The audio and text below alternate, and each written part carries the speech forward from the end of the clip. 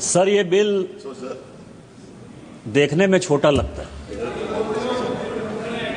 हमारे यहाँ एक कहावत है कि सत सइये के दोहरे, जो नावक के तीर देखन में छोटन लगे, घाव करे गंभीर। इसका क्या इम्पैक्ट है? अभी हमारे पहले जो स्पीकर बोल रहे थे, उनको माननीय प्रधानमंत्री जी ने क्या किया पिछले 10-11 साल में, शायद उसके बारे में वो पूर्णतया समझते नहीं हैं या समझाना नहीं चाहते, या अपोजिशन का जो रोल है सभी बात का विरोध करना, वही विरोध करना चाहते। ये 1876 का एक्ट है और इस बीच में भारत सरकार ने इस सदन की जानकारी के लिए 1876 के एक्ट के बाद 3 बार इंटरनेशनल कमिटमेंट किया। एक 1921 में जब अंग्रेज यहां थे, ब्रसेल्स का समझौता हुआ और उसने कहा कि लैंडिंग बिल के ड्राफ्ट को हम बदलेंगे। और दूसरा, जब कांग्रेस की सरकार थी, जनता पार्टी की सरकार पहले 1978 में, और फिर 1989 में जब राजीव गांधी जी थे, उन्होंने इंटरनेशनल फोरम पर यह बातें कही कि लैंडिंग के बारे में जो वाहन पत्र है, जिसके बारे में कि लाना ले जाना, सामान कैसे, किसकी डिलीवरी होगी, कौन उसका मालिक होगा, उसके लिए हम एक्ट में संशोधन करेंगे। और 1992 में फाइनली नरसिम्हा राव ने उस एक्ट पर साइन किया। 1921 से लेके आज तक 2025 तक किसी भी सरकार ने यह नहीं सोचा कि 1876 के इस एक्ट को बदलना है। अभी रिपीलमेंट की बात हो रही थी सभापति महोदय, इस सदन की जानकारी के लिए, मैं उसमें पढ़ना नहीं चाहता था, लेकिन प्रेमचंद्रन जी आपके जानकारी के लिए, क्योंकि आपने कहा कि सरकार वाहवाही लेती है कि 1500 बिल उसने पास कर दिए, मतलब रिपील कर दिए, खत्म कर दिए अंग्रेजों के समय के। मैं आपको केवल 1874 का, इस सदन की जानकारी के लिए और इस देश की जानकारी के लिए, 1874 में एक बिल अंग्रेज लेकर आए, ड्रामेटिक एक्ट बिल, क्योंकि उनको यह लगता था कि आजादी के आंदोलन, जो ये ड्रामा है, जो नाटक है, जो गीत है, ये जो गाया जाता है, सड़क पर उतरकर जो लोग गाते हैं, ये देशद्रोह है। और उन्होंने एक ड्रामेटिक एक्ट बिल बनाया 1874 में, जिसमें यह कहा जाता था कि 10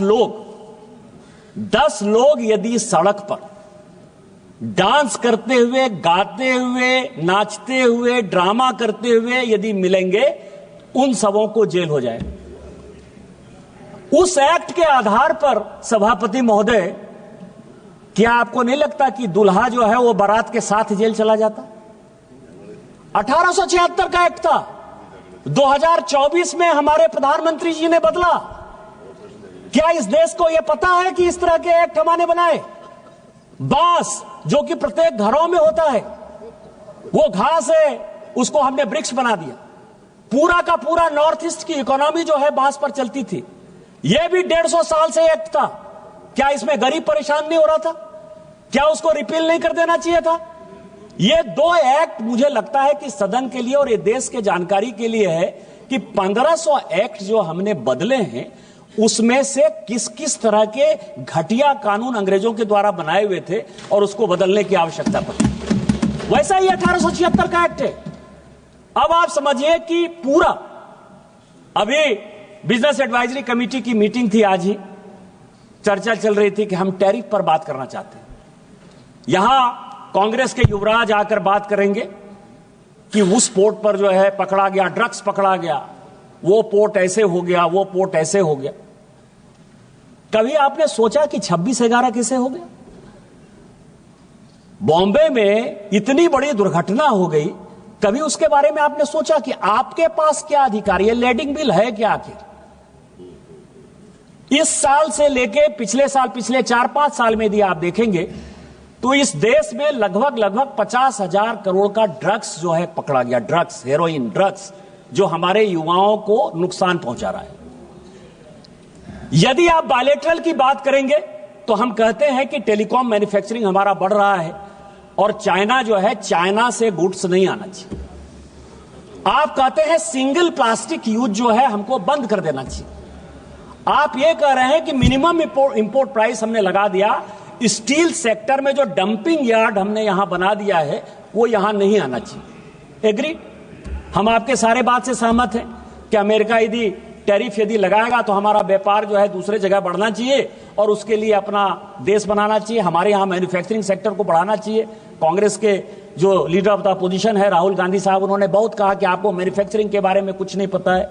एग्रीड, हमको कुछ नहीं पता है भैया, लेकिन कभी ये लेडिंग बिल तो पढ़ लेते कि हमने क्या किया।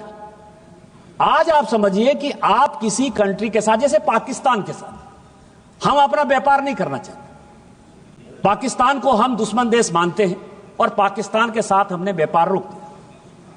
चाइना के साथ हम अपना बिजनेस नहीं बढ़ाना चाहते, हमारे सिक्योरिटी का सवाल है, हमारे मैन्युफैक्चरिंग का सवाल है।